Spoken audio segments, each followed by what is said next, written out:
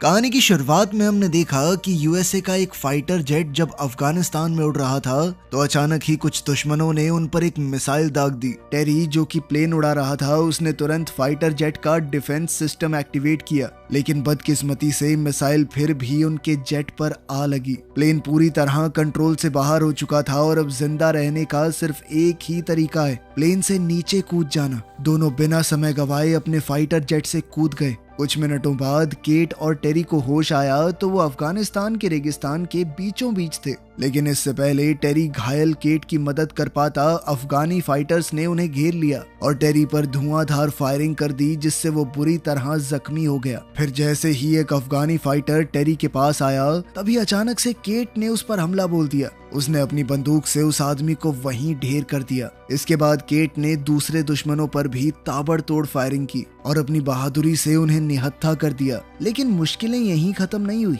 अचानक एक और अफगानी फाइटर वहां आ गया और जब केट उस पर फायर करने लगी तो उसे एहसास हुआ कि उसकी बंदूक में तो गोलियां खत्म हो चुकी हैं। मजबूरन उसने वहां से भाग निकलने का सोचा, लेकिन इससे पहले कि वो दुश्मन के हाथों मारी जाए टेरी ने हिम्मत जुटाई और उस अफगानी फाइटर को गोली से उड़ा दिया। इस बहादुरी के बाद टेरी अपनी आखिरी सांसें गिन रहा था। इस हादसे से केट पूरी तरह टूट चुकी थी। वो अपने साथी के पास गई तो टेरी ने उससे माफी मांगी क्योंकि वो उन दोनों को उस मुश्किल से बाहर नहीं निकाल पाया। ये सुनकर केट की आंखें भर आई। अब उसका सिर्फ एक मकसद था, किसी भी तरह रेस्क्यू टीम से बात करना।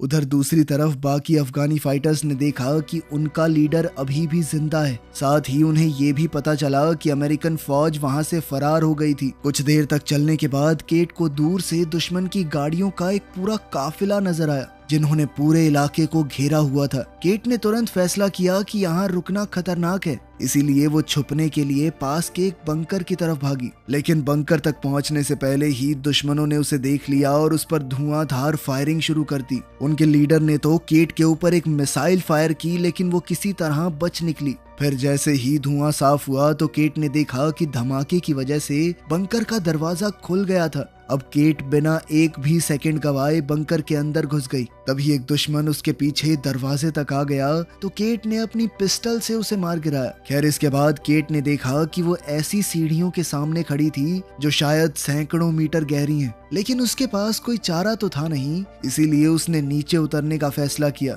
उसे कुछ भी समझ नहीं आ रहा था कि ये कैसी जगह है, पर फिर भी वो धीरे धीरे आगे बढ़ रही थी। तभी पीछे से उसे दुश्मनों के आने की आहट सुनाई दी तो बाहर का रास्ता ढूंढने के चक्कर में केट और अंदर चली गई। फिर जैसे ही वो बंकर के एक हिस्से में गई तो उसे बहुत गंदी स्मेल आई और थोड़ी आगे जाकर उसकी आंखों के सामने जो खौफनाक मंजर आया उसे देखकर वो बहुत बुरी तरह डर गई। असल में वहां किसी की लाश बहुत बुरी हालत में पड़ी थी। इतना ही नहीं बल्कि केट को वहां एक रहस्यमयी डिवाइस भी मिला जिसके साथ कई कागज और रिकॉर्ड्स मौजूद थे जिनमें यहाँ पर हो रहे भयानक एक्सपेरिमेंट्स के बारे में लिखा गया था। उसी पल अचानक उसे दुश्मनों के आने की आहट सुनाई दी तो केट तुरंत अपनी लाइट स्टिक को दूर फेंककर एक बड़े पिलर के पीछे छुप गई। उसी पल अफगानी फाइटर में से एक ने जनरेटर ऑन कर दिया जिसके चलते चारों तरफ रोशनी हो गई और तभी एक भयानक राज का पर्दाफाश हुआ। असल में वहां सैकड़ों कैप्सूल थे जिनमें इंसानों की लाशें बंद करके रखी गई थी। अब जैसे ही दुश्मनों का ध्यान हिला तो इस मौके का फायदा उठाते हुए केट ने अपनी फाइटिंग स्किल्स का इस्तेमाल करके अचानक उनमें से एक की बंदूक छीन ली। केट को देखते ही अफगानियों ने एक के बाद एक उस पर धुआंधार फायरिंग शुरू कर दी जिसके चक्कर में एक कैप्सूल टूट गया और उसके अंदर रखी हुई लाश जमीन पर आ गिरी। अब अपनी जान बचाने के लिए केट पास ही में मौजूद एक हैच में नीचे उतर गई। जैसे ही उनके लीडर ने देखा कि केट सुरंग में घुस गई है तो उसने अपने आदमी को उसका पीछा करने का हुक्म दिया ताकि उसे चारों तरफ से घेरा जा सके। फिर उसने चिल्लाकर दूसरे आदमी को वहीं रुकने को कहा ताकि अगर केट वापस लौट कर आए तो भी बच ना पाए। वो आदमी अपनी जगह संभालते हुए धीरे धीरे उस लाश की तरफ बढ़ रहा था जो कैप्सूल से गिरी थी। उधर केट बिना कोई आवाज किए सुरंगों के अंदर रेंगती हुई आगे बढ़ रही थी। जैसे ही उसके पास एक दुश्मन हैच की जांच करने आया तो केट बिल्कुल पत्थर की तरह जमकर खड़ी हो गई। इसी दौरान जो आदमी पहरा दे रहा था उसने सोचा कि गिरी हुई लाशों को एक पर्दे से ढक देता हूँ। उसे बिल्कुल अंदाजा नहीं था कि उनमें से एक क्रीचर अभी भी जिंदा था और संभलने से पहले ही उस क्रीचर ने उस पर हमला बोल दिया। उसी पल केट किसी तरह इमरजेंसी एग्जिट की सीढ़ियों तक पहुंच गई, लेकिन तभी अफगानों का लीडर मलिक उसके सामने आ गया। उधर दूसरे फाइटर ने अपने साथी की लाश देखी जिसे वो भयानक क्रीचर नोच नोच कर खा रहा था। अब वो डर के मारे जोर जोर से अपने सरदार को मदद के लिए बुलाने लगा। इसी मौके का फायदा उठाते हुए केट ने अपनी फ्लेयर गन से उस आदमी के सीने पर गोली चला दी। फिर तुरंत ही उसने जमीन पर गिरी दुश्मन की राइफल उठाई और एक एक करके सभी को मार डाला। इसके तुरंत बाद केट ने वहां एक ग्रेनेड फेंक दिया और सीढ़ियों पर चढ़ने लगी। फिर जैसे ही केट ऊपर तक पहुंची तो अचानक एक अफगान ने उसका पैर पकड़कर उसे खींच लिया। केट संभल भी नहीं पाई कि उतने में उस आदमी के चेहरे पर वो भयानक क्रीचर टूट पड़ा और उसे भी निगलने की कोशिश करने लगा। ये सब देखकर केट बहुत ज्यादा घबरा गई और बाहर की तरफ भागने लगी। क्रीचर ने उसे पकड़ने की कोशिश की लेकिन केट किसी तरह बंकर से बाहर निकल गई। अब इस क्रीचर को अंदर ही कैद करने के लिए केट ने बंकर के दरवाजे को जंजीरों से बंद कर दिया। पर जैसे ही वो वहां से निकलने वाली थी तो एक और दुश्मन उसके सामने आ गया। लेकिन जब उस आदमी ने देखा कि वो क्रीचर बंकर से बाहर निकलने की कोशिश कर रहा है तो वो डर के मारे वहां से भाग निकला। तब केट भी अपनी जान बचाकर फरार हो गई, लेकिन कुछ दूर जाते ही अपनी गहरी चोट की वजह से वो जमीन पर गिर पड़ी। इस दर्द को सहने और चलना जारी रखने के लिए उसने दवाई का सहारा लिया। फिर कुछ दूर जाने पर अचानक फौजियों की गाड़ी उससे जा टकराई। जैसे ही फौजियों को एहसास हुआ कि ये तो उनकी ही साथी है तो वो तुरंत उसकी मदद के लिए दौड़े। फिर अगले दिन केट को आर्मी कैंप में ले जाया गया। वहाँ उसकी मुलाकात यहाँ के मेजर रॉय से हुई तो केट ने उसे समझाने की कोशिश की कि उस बंकर में कुछ बहुत ही गलत हो रहा है, लेकिन रॉय ने उसकी बातों पर विश्वास नहीं किया। उसने कहा कि लड़ाई के बाद से हालात काफी बिगड़ चुके हैं, इसलिए इस वक्त उनका पूरा ध्यान मेन मिशन पर होना चाहिए। गुस्से में केट ने उस भयानक क्रीचर के बारे में विस्तार से बताया जिसे उसने भागते वक्त देखा था, लेकिन रॉय अपने फैसले से हिला नहीं। केट को जो डिवाइस लैब में मिला था रॉय ने उसे भी अपने कब्जे में ले लिया और उसे कैंप के डॉक्टर के पास भेज दिया। इसी बीच सैनिकों की एक टुकड़ी एक कैदी को लेकर वहां पहुंची तो रॉय ने कहा कि इससे पूरी जानकारी निकलवाओ। वहीं बाहर सार्जेंट टॉम केट को शांत करने के लिए आया क्योंकि वो रॉय के रवैये से काफी गुस्से में थी। खैर बाद में जब पैरामेडिक के पास केट का इलाज चल रहा था तो सार्जेंट टॉम सार्जेंट जोन्स के साथ वहां पहुंचा। उन्होंने केट से कहा कि हमें तुम्हारी बात पर पूरा भरोसा है, लेकिन बंकर में वापस जाने से पहले उन्हें ये जानना जरूरी है कि वहां हुआ क्या था। ये सुनते ही केट ने एक रशियन लाइन लिखी जो उस बंकर के दरवाजों पर लिखी हुई थी। उसकी याददाश्त बहुत तेज है तो उसे सब कुछ अच्छे से याद था, लेकिन केट ये नहीं जानती थी कि आखिर इसका मतलब क्या है। तभी अफगानी कैदी ने बीच में कहा कि ये एक चेतावनी है, इसका मतलब है कि इसे खोलना मना है। इसके साथ ही उस आदमी ने दावा किया कि केट ने उस बंकर के बारे में जो कुछ भी बताया सच उससे कहीं ज्यादा भयानक था, इतना कि वो लोग सोच भी नहीं सकते। इस बात पर टॉम थोड़ा उलझन में पड़ गया। उसने कहा कि अगर उस पर रशियन भाषा में लिखा गया है तो लगभग 30 साल पहले उसे बंद कर दिया गया होगा, क्योंकि 30 साल से यहाँ पर रशिया से कोई नहीं आया। तभी डॉक्टर ने उसकी बात को काटते हुए कहा कि कोई भी इंसान इतने सालों तक बंद रहकर जिंदा नहीं रह सकता। इस पर उस कैदी ने एक और खौफनाक बात कही। उसने बताया कि उस बंकर के अंदर जो जीव जिंदा है वो इंसान है ही नहीं। इस बात ने पूरे ग्रुप को गहरी चिंता में डाल दिया। खैर फिर शाम ढलने लगी और अंधेरा होते ही सैनिकों ने फैसला किया कि वो पूरे एरिया की रखवाली बारी बारी से करेंगे, क्योंकि किसी भी पल नए दुश्मन सामने आ सकते हैं। उधर अपने कैबिन में रॉय ने कर्नल से बात की तो कर्नल ने कहा कि केट को जो भी वो डिवाइस मिला है उसे जल्दी से भेजो। असल में वो डिवाइस एक रिकॉर्डर था और रॉय ने साफ साफ शब्दों में कहा कि अगर आपको ये चाहिए तो पूरी सच्चाई बतानी होगी कि असल में हो क्या रहा है। वहीं दूसरी ओर हम देखते हैं कि बंकर के गहरे अंधेरों में उन भयानक जीवों ने एक दूसरे को आजाद कर लिया था। फिर धीरे धीरे सब एक जगह इकट्ठा हुए और बाहर निकलने का रास्ता रोकने वाली उन जंजीरों को तोड़ने की कोशिश करने लगे। वहीं रात के वक्त सेरानो नाम का एक फौजी ड्वेन की जगह लेने आया, लेकिन जैसे ही वो आगे बढ़ा तो उसे पीछे से एक अजीब सी आवाज सुनाई दी। मुड़कर देखने पर उसे पता चला कि उसका साथी वहां से गायब हो चुका है। हैरानी और उलझन में सेरानो ने बैरिकेड के पास जाकर देखा कि आखिर हुआ क्या। उसी वक्त डेव को कैंप के अंदर फैलती हुई एक बेहद गंदी बदबू महसूस हुई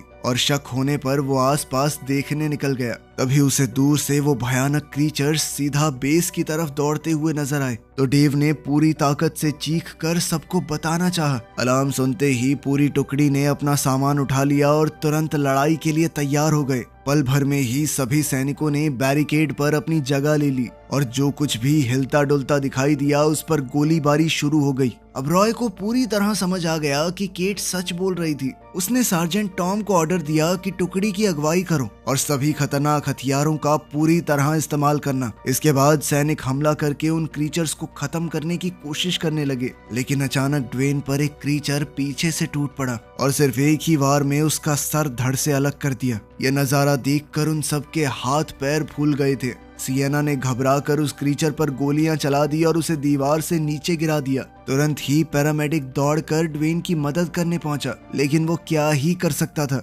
उसी पल उन भयानक क्रीचर्स में से एक ने अचानक उछलकर सैनिकों पर हमला करने की कोशिश की, लेकिन टॉम ने फौरन अपनी बंदूक से गोली चला दी, जिससे वो क्रीचर सीधा मेजर की हट के अंदर जा गिरा। फिर बिना एक भी पल गवाए रॉय उस पर टूट पड़ा और अपनी बंदूक से लगातार वार करने लगा। गोलियों की बौछार से उस क्रीचर के शरीर का एक हिस्सा पूरी तरह नष्ट हो गया। अब कैंप के बाहर सैनिक अलग अलग दिशाओं में फैल गए थे ताकि जितना हो सके उतने क्रीचर्स का सामना किया जा सके। इसी बीच जैसे ही टॉम ने अपनी फ्लेयर जलाई तो उसे दूर से और भी ज्यादा क्रीचर्स आते हुए नजर आए। ये देखकर उसने जोर से पूरी टुकड़ी को तुरंत पीछे हटने को कहा, लेकिन पीछे हटने से पहले ही बदकिस्मती से 2 सैनिक उन क्रीचर्स का शिकार हो गए। साथ ही एक तीसरा फौजी जो वॉशरूम में छुपने की कोशिश कर रहा था वो भी पकड़ा गया। उधर जैसे ही केट को एक क्रीचर के पास आने की आवाज आई तो उसने जल्दी से हथियारों की संदूक खोलने की कोशिश की, लेकिन वो संदूक नहीं खुली और कैबिन के अंदर घुसते ही उस क्रीचर ने केट पर जोरदार हमला बोल दिया। इसके बाद उस भयानक क्रीचर ने अपनी लंबी जुबान से उसे जकड़ने की कोशिश की। अफगानी कैदी ने जैसे तैसे खुद को आजाद किया और जल्दी से वो हथियारों वाली क्रेट खोल दी। फिर उसने जल्द ही एक मशेटी उठाई और पूरी ताकत से क्रीचर पर जोरदार वार किए, जिसके बाद वो क्रीचर जमीन पर गिर पड़ा और केट तब भी गुस्से से लगातार उस पर वार करती रही। वहीं बाहर कैंप में पूरी तरह अफरा तफरी मची हुई थी। एक फौजी अपनी मशीन गन से लगातार उन क्रीचर्स पर हमला कर रहा था, लेकिन मौका मिलने पर एक क्रीचर ने उसे भी मार डाला। इसके बाद वो भारी बंदूक फायर करते हुए अपने आप घूमने लगी और गोलियां सीधा फ्यूल कैंस पर जा लगी। अगले ही पल पूरे कैंप में एक भयानक विस्फोट हुआ और इस धमाके के बाद सैनिकों ने देखा कि एक क्रीचर बिल्कुल उनके सामने खड़ा था। तब उन सब ने मिलकर आखिरकार उसे मार डाला। उसी पल मेजर ने देखा कि उसकी बंदूक की गोलियां खत्म हो गई थी। वो कुछ कर पाता उससे पहले ही एक क्रीचर ने उस पर जबरदस्त हमला कर दिया। तब केट और अफगान कैदी के साथ बाकी सैनिक तेजी से बैरिकेड की तरफ भागे। साथ ही जोन्स ने तुरंत कैदी को अपनी गिरफ्त में ले लिया। अचानक छाई खामोशी को महसूस करते ही टॉम समझ गया कि अब यहाँ रुकना खतरनाक है। उसने सियाना को तुरंत हथियारों के बेस की तरफ दौड़ने का हुक्म दिया, जबकि वो खुद पैरामेडिक के साथ मेजर को ढूंढने निकल पड़ा। कैबिन में पहुंचते ही सैनिक ने उस क्रीचर पर एक स्टन ग्रेनेड फेंका और इसी मौके का फायदा उठाते हुए रॉय ने अपना बेसबॉल बैट उठाया और एक जोरदार वार के साथ क्रीचर को गिरा दिया। इसके बाद सबने मिलकर अपने सीनियर ऑफिसर को बचाया और उसे आर्मरी में ले गए, जहां डेव और बाकी सैनिक के कंटेनर को खोलने की कोशिश कर रहे थे। इसी बीच सैनिक बड़ी टुकड़ी के पास लौटे, लेकिन अचानक एक क्रीचर ने उन पर हमला कर दिया। अब केट ने कंटेनर से एक कुल्हाड़ी उठाई और सीधा क्रीचर की पीठ पर चढ़ गई। केट ने उस क्रीचर को काफी हद तक घायल कर दिया, जिसके बाद टॉम ने आगे बढ़कर उसे पूरी तरह खत्म कर दिया। फिर रास्ता साफ होते ही पूरा ग्रुप दौड़कर कंटेनर के अंदर घुस गया। दरवाजा बंद करने के बाद उन्होंने थोड़ी देर के लिए आराम किया और फिर आगे क्या करना है ये सोचने लगे। सुबह होते ही जब सैनिकों ने कंटेनर का दरवाजा खोलकर कैंप का जायजा लिया तो अपनी आंखों के सामने का मंजर देखकर वो दंग रह गए। असल में वहाँ ना तो कोई क्रीचर था और ना ही मरे हुए सैनिकों की लाशें। थोड़ी देर ढूंढने के बाद उन्हें आखिरकार एक क्रीचर की लाश मिली तो सब मिलकर उसे ध्यान से देखने लगे ताकि ये समझ सकें कि आखिर इस भयानक क्रीचर का राज क्या है। जांच के दौरान डॉक्टर विल्क्स को पता चला कि वो क्रीचर अपने दांत अंदर बाहर कर सकते हैं। उनकी चमड़ी बेहद मोटी है और हैरानी की बात तो ये थी कि उनके शरीर के कई अंग इंसानों वाले थे। सिर्फ इतना ही नहीं, उनके ग्रुप को ये भी समझ आ गया कि इन क्रीचर्स की सबसे बड़ी कमजोरी है धूप। इनका डीएनए पूरी तरह से बदल चुका है, इसलिए सूरज की रोशनी इन पर सीधा असर करती थी। इसी बीच मेजर ने बताया कि कर्नल से बातचीत के दौरान उसे एक खास जानकारी मिली थी। तब उसने केट से माफी भी मांगी क्योंकि उसने शुरुआत में उसकी बात पर भरोसा नहीं किया। फिर रॉय ने बताया कि कई साल पहले एक मीटियोर धरती पर गिरा था इसी इलाके में आसपास। उसे देखकर रशियन साइंटिस्ट उत्सुक हो गए और वो ये जानने की कोशिश करने लगी कि आखिर ये चीज क्या है। जांच के दौरान उन्हें वहाँ एक बहुत बड़ी स्पेसशिप मिली जो पूरी तरह तबाह हो चुकी थी। ये देखकर वो लोग पूरी तरह से हैरान रह गए। तब उन्होंने इस स्पेसशिप में मिले क्रीचर के डीएनए का इस्तेमाल करके एक सुपर सोल्जर बनाने की कोशिश की। ये सुनते ही केट चिंता में आ गई। उसने बताया कि उसने अंडरग्राउंड बंकर के अंदर कैप्सूल्स में तैयार होती हुई एक पूरी सेना देखी थी जो किसी भी पल जाग सकती है, इसीलिए उन्हें तुरंत वहां से निकलना होगा। लेकिन अब उनके सामने मुश्किल ये थी कि रेगिस्तान से निकलने के लिए उनके पास फ्यूल नहीं है। हालात को समझते हुए उन सबको ये एहसास हो गया कि अब उन्हें यहीं रुककर इन क्रीचर्स का सामना करना होगा। रॉय ने सबके सामने वादा किया कि वो आखिरी सांस तक अपने साथियों के साथ लड़ता रहेगा। तभी अचानक टेबल पर पड़ा हुआ वो क्रीचर दोबारा से जिंदा हो गया। वो चारों तरफ मौजूद लोगों पर हमला करने लगा और अपनी लंबी जुबान से केट का सर निगलने की कोशिश की। तब खुद को बचाने के लिए केट ने जोर से अपना सर ही उस क्रीचर पर दे मारा। तब रॉय को एहसास हुआ कि ऐसे तो उसकी पूरी टुकड़ी ही खत्म हो जाएगी। तब उसने अपना ग्रेनेड निकाल लिया और बिना एक भी पल सोचे रॉय सीधा उस मॉन्स्टर पर कूद पड़ा। अगले ही पल जबरदस्त विस्फोट हुआ जिसमें उसका शरीर पूरी तरह से नष्ट हो गया। तभी टॉम घबराकर अपने दोस्त की मदद करने के लिए दौड़ा, लेकिन रॉय को बचाया नहीं जा सकता था। खैर, खुद को संभालने के बाद टॉम अब उस कैदी के पास गया और उसे आजाद करने का फैसला किया। वो चाहता था कि अब वो मिलकर काम करें, क्योंकि उस आदमी ने उनसे एक बात भी झूठ नहीं बोली। इसके बाद पूरी टुकड़ी इकट्ठी हुई और वो सब अपने हथियारों, सामान और गोली बारूद का हिसाब लगाने लगे। जल्द ही उन्हें समझ आ गया कि अगर दोबारा हमला हुआ तो उनके पास इतना गोली बारूद नहीं है कि वो उसे रोक सके। इसीलिए उन सब ने मिलकर एक फैसला लिया कि इससे पहले वो क्रीचर्स उनके ऊपर हमला करें, वो पहले ही बंकर पर हमला करके सारे क्रीचर्स को वहीं खत्म कर देंगे। इस आखिरी मिशन के लिए जल्दी ही सैनिकों ने पूरी तैयारी कर ली। टॉम ने सबसे कहा कि हमारा काम सिर्फ इतना सा है कि हमें बंकर के बाहर बम लगाकर विस्फोट होने से पहले वहां से निकलना है। जैसे ही वो बंकर के पास पहुंचे तो टॉम, जेम्स, केट और वो कैदी कबीर, सिर्फ ये 4 लोग बंकर के अंदर घुसे। बाकी फौजी बाहर ही रुक गए। उन्होंने बिना वक्त बर्बाद किए अलग अलग जगहों पर विस्फोटक लगाकर वहां से निकलना शुरू कर दिया। लेकिन बाहर निकलते हुए टॉम की नजर जमीन पर पड़े हुए एक मेडालियन पर गई जो असल में केट का था। उसे उठाने के लिए जैसे ही वो सीढ़ियों की तरफ बढ़ा तो अचानक एक क्रीचर ने उसे पकड़कर जोर से नीचे खींच लिया। कुछ ही सेकंडों बाद केट को रेडियो पर टॉम की आवाज सुनाई दी। उसी पल उसे समझ आ गया कि क्रीचर्स ने टॉम को कैदी बना लिया है। अपने दोस्त को बचाने का पक्का इरादा करते हुए केट ने बाकी सैनिकों के साथ फिर से नीचे जाने का फैसला किया ताकि टॉम को ढूंढकर वापस लाया जा सके। अब एलिवेटर क्रेन को चलाने के लिए विल्क्स मिलिट्री व्हीकल के अंदर ही रुका रहा। हालात बहुत खराब थे, लेकिन फिर भी सभी लोग नीचे अंडरग्राउंड एरिया तक पहुंच गए। इसी दौरान मेडिक को रेडियो पर एक अलर्ट सुनाई दिया जिसमें ऑर्डर्स मिले कि अगले 20 मिनट के अंदर अंदर उन्हें पूरे इलाके को खाली करना होगा। तब घबराकर विल्क्स ने तुरंत सबको बताया कि हमें जल्दी निकलना है, जल्दी करो। इसके बाद पूरी टुकड़ी टॉम की तलाश में निकल पड़ी, जबकि डेव एलिवेटर की सुरक्षा के लिए अपनी जगह पर ही बना हुआ था। उधर टॉम ने किसी तरह अपनी जेब में मौजूद चाकू का इस्तेमाल करके उस क्रीचर को खत्म कर दिया जिसने उसे बंदी बनाकर रखा हुआ था। आजाद होते ही वो अपने साथियों को ढूंढने निकल पड़ा। जैसे ही बाकी सब बंकर की लैब में पहुंचे तो वहां का मंजर देखकर सभी सन्न रह गए। चारों तरफ उन लोगों की लाशें बिखरी हुई थी जिन्हें क्रीचर्स ने मार डाला था। और जैसे जैसे वो सेंट्रल कैप्सूल के करीब पहुंचे तो उनके सामने एक और भी ज्यादा भयानक नजारा था। उस कैप्सूल के अंदर एक बहुत बड़ा मॉन्स्टर तैयार हो रहा था। इसी बीच टॉम पर पीछे से एक क्रीचर ने अचानक हमला कर दिया, लेकिन जैसे ही उसे केट की आवाज सुनाई दी तो वो तुरंत लैब की तरफ भागा जहां उसके साथियों ने अपने हथियारों से उस क्रीचर को खत्म कर दिया। उसी वक्त विल्क्स ने देखा कि कई अफगानों ने उस बंकर को घेर लिया है। वो तुरंत व्हीकल के ऊपर लगे हुए हथियार तक चढ़ गया और बिना रुके उन पर फायरिंग शुरू कर दी ताकि खतरे को दूर रखा जा सके। उधर एलिवेटर के पास डेव कई सारे क्रीचर्स से घिर चुका था। उन पर गोलीबारी करते हुए उसने इमरजेंसी अलार्म भी एक्टिवेट कर दिए। अब तक केट को एहसास हो चुका था कि मॉन्स्टर्स ने उन्हें फंसाने के लिए जाल बिछाया है। उसने तुरंत ग्रुप से कहा कि हमें जल्दी से यहाँ से निकलना होगा और फिर उन्होंने पीछे हटकर दरवाजा बंद कर दिया। लेकिन जोन्स को यह बात समझ आ चुकी थी कि क्रीचर्स क्रैंक को घुमाकर दरवाजा खोल सकते हैं, इसीलिए उसने पूरी ताकत से क्रैंक को पकड़ लिया और अपने साथियों से कहा कि वो सभी वहां से निकल जाएं, जबकि वो खुद दुश्मनों को रोकने के लिए पीछे रह गया।